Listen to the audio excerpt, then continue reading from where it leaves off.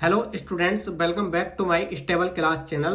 तो dear students, इस video में हम पढ़ेंगे वासुदेव शरण अग्रवाल का जीवन परिचय व साहित्यिक परिचय।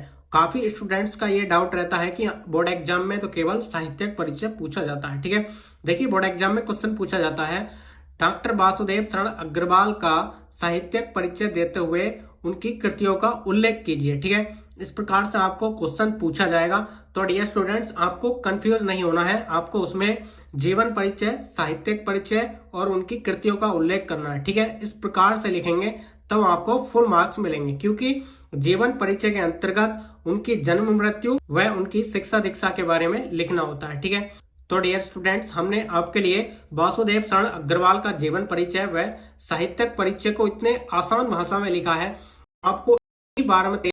ठीक है, बहुत ही आसान तरीके से हमने अपनी लैंग्वेज में सिंप्लीफाई करके लिखा है। इस वीडियो को बिना स्किप किए एकदम अंत तक देखते रहना। देखिए, सबसे पहले आप हेडिंग लिखेंगे जीवन परिचय। ठीक है, इस प्रकार से ब्लैक पेन से हेडिंग लिखेंगे और इसमें आगे लिखेंगे डॉक्टर वासुदेव शरण अग्रवाल का जन्म सन 1904 ईस्वी में मेरठ जिले के खेड़ा नामक गांव में हुआ था। ठीक है, यानी कि वासुदेव शरण अग्रवाल का जो जन्म हुआ था 1904 ईस्वी को हुआ था। ठीक है, और कहां पर?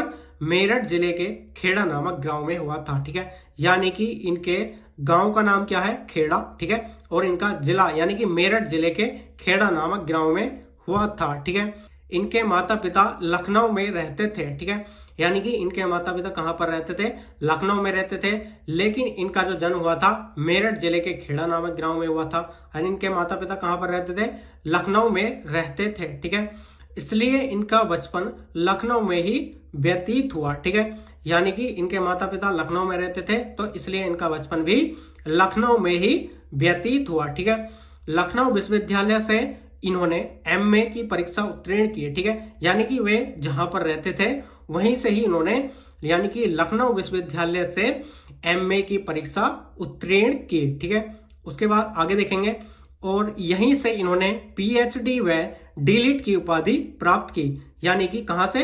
लखनऊ विश्वविद्यालय से ही इन्होंने पीएचडी व डीलिट की उपाधि प्राप्त की। एमए, पीएचडी व डीलिट सब कुछ इन्होंने लखनऊ विश्वविद्यालय से ही किया था। ठीक है, उसके बाद देखिए इसमें आगे लिखेंगे, ये बनारस हिंदू विश्वविद्यालय के पुरातत्व एवं प्राचीन इतिहास विभाग के अध्यक्ष एवं आचार्य रहे। ठीक है, यानी कि ये बनारस हिंदू विश्वविद्यालय के पुरातत्व एवं प्राचीन इतिहास विभाग के अध्यक्ष एवं आचार्य रहे। ठीक है, और अंत में इस प्रकार से लिख सकते हैं, हिंदी जगत के जाने माने लेखक डॉक्टर वासुदेव शरण अग्रवाल की मृत्यु सन 1967 ईस्वी को हो गई। ठीक है, आप इस प्रकार से जन्म मृत्यु को ब्लैक पेन से लिख सकते हैं। ठीक है, इसके बाद इनका साहित्यिक परिचय लिखेंगे।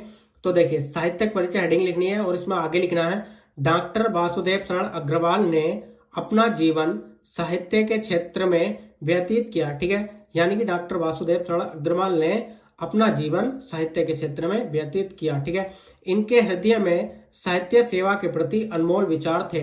यानी कि इनके हृदय में साहित्य सेवा के प्रति अनमोल विचार थे, इसलिए इन्होंने अपना ज्यादा से ज्यादा समय साहित्य के क्षेत्र को दिया। ठीक है, इस प्रकार से भी लिख सकते हैं। इन्होंने मुख्य रूप से पुरातत्व को अपना विषय बनाया और अपनी रचनाओं में संस्कृति और प्राचीन इतिहास विभाग का रूप प्रस्तुत किया। ठीक है, यानी कि इन्होंने अपनी रचनाओं में संस्कृति और प्राचीन इतिहास विभाग का रूप प्रस्तुत किया। ठीक है, उसके बाद देखिए इसमें प्रमुख रचनाएं लिखेंगे। ठीक है, देखिए इनकी प्रमुख रचनाओं में निबंध संग्रह, शोध और संपादन को लिखेंगे। ठीक है, देखिए निबंध संग्रह में पृथ्वीपुत्र, माता भूमि, कल्पवृक्ष, भारत की एकता, कला और संस्कृति, इस प्रकार से इनके निबंध संग्रह को लिख सकते हैं। ठीक है, और सेकंड है इनका शोध। शोध में क्या लिखेंगे?